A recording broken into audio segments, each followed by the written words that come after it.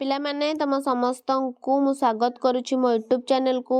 तो plus two second year arts science एवं commerce पिला मानक पई ने आसी सिलेक्शन संक्षिप्तीकरण। तो पिले सिलेक्शन संक्षिप्तीकरण माने कोन जो संक्षेप रे लिखिया को एक तृतीयांश सेया को ने आसी पिला माने। तो चलो हमें स्टार्ट करिया पिला माने कोन देछि एवं केमिति हमें लिखिले एक तृतीयांश रो 30 टी शब्द 150 टी शब्द मध्ये देथिबो एवं हम 30 टी शब्द मध्ये लिखिबा केमिति लिखिले हमें 5 मार्क फुल 5 मार्क पाइबा सबु किछि आलोचना करिया पिला माने।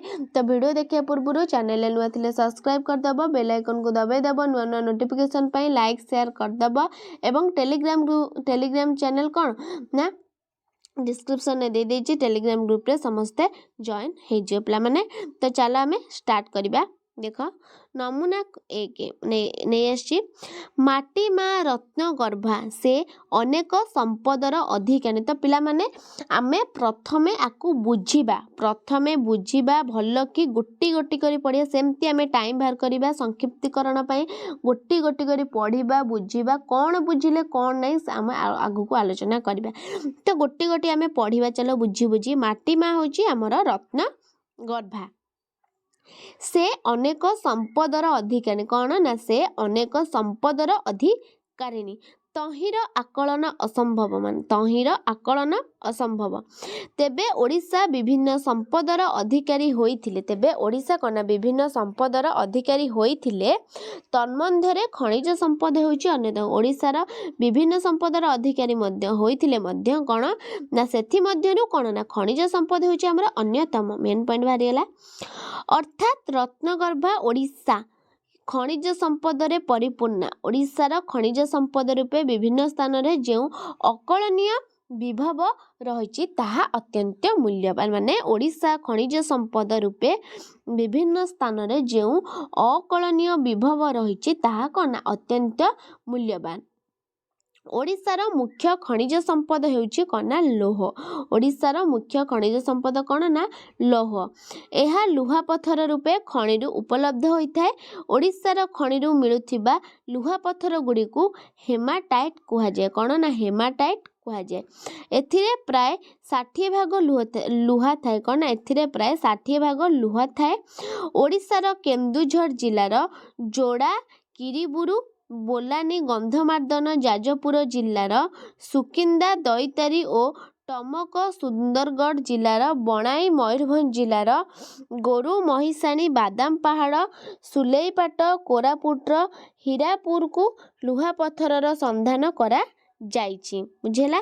तापरे आधुनिक जीवन क्षेत्र रे अन्यतम गुरुत्वपूर्ण आवश्यकता होइछि कोन ना हमर कोयला। आधुनिक जीवन क्षेत्र रे अन्यतम माने गुरुत्वपूर्ण आवश्यकता कोन आधुनिक जीवन ना कोयला। एहा ओडिशार अन्यतम एहा कोन ना ओडिशार अन्यतम खनिज संपद। कोयला को एथि पई कोन कहा जाय पिले एटा बहुत गुरुत्वपूर्ण एटा होछि तमर जनरल नॉलेज। कोयला को कोन कहा जाय ना कृष्ण हीरक कोन ना कृष्ण हीरक बोली कहा जाय। कल कारखाना रेल नौका उड़ाजहाज बुड़ाजहाज इत्यादि प्रत्येक कोयला व्यवहार अपरिहार्य। ओडिशार अनुगुल जिले में तालचेर संबलपुर जिलार रामपुर अंचल रे कोयला खनि अवस्थित। कोठी ओडिशार अवस्थित ना ओडिशार होची अनुगुल जिलार तालचेर संबलपुर जिलार रामपुर अंचल कोयला खनि अवस्थित बुझेला। एटा देखो इंपोर्टेंट अछि कोन ना एथिरे केते भाग लुहा थाए ना 60 भाग लुहा थाए। आउटा कथा कहूची क्वेश्चन पेपर रे केबे भी गार मारिबो नै काइना तने एमपी हे जो क्वेश्चन पेपर रे बिंदु भी खाली तमे पढितबो ह एटा इंपोर्टेंट अछि मन रे रखितबो सेटा मन रे रखितबो तापरे तमे केमती संक्षिप्त करणी करिवो। तो चलो आमे आलोचना करिवा। प्रथमे आमे टाइटल माने ना आमे गोटे फिल्म देखियो जाउछु ता ना आमे जाउछु ए फिल्म ना एया बिले आमे जाउछु ते भाव संक्षेपण करिवा आमे शीर्षक माने टाइटल शीर्षक टाइटल ओडिया होची शीर्षक। ओडिशार खनिज जेहेतु से ओडिशार सब देइची अन्यतम संपद केते भाग लुहा ओडिशार जेहेतु देइची केते ओडिशार केउ जिल्ला रे अछि कोन तेने ओडिशार हमर खनिज संपद। ओडिशा विभिन्न संपदर अधिकारी होइथिले हे तन्मध्यरु खनिज संपद होची अन्यतम। एटा प्रथम रे अछि पिला माने देखो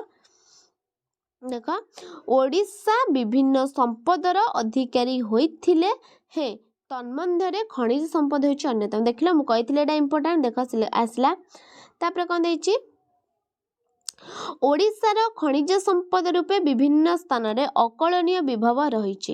ଲୌହ ହେଉଛି ତହିଁରୁ ଅନ୍ୟତମ। ମୁଁ କହିଥିଲି ଏଇଟା ଲୌହ ହେଉଛି କ'ଣ ନା ତହିଁରୁ ଅନ୍ୟତମ।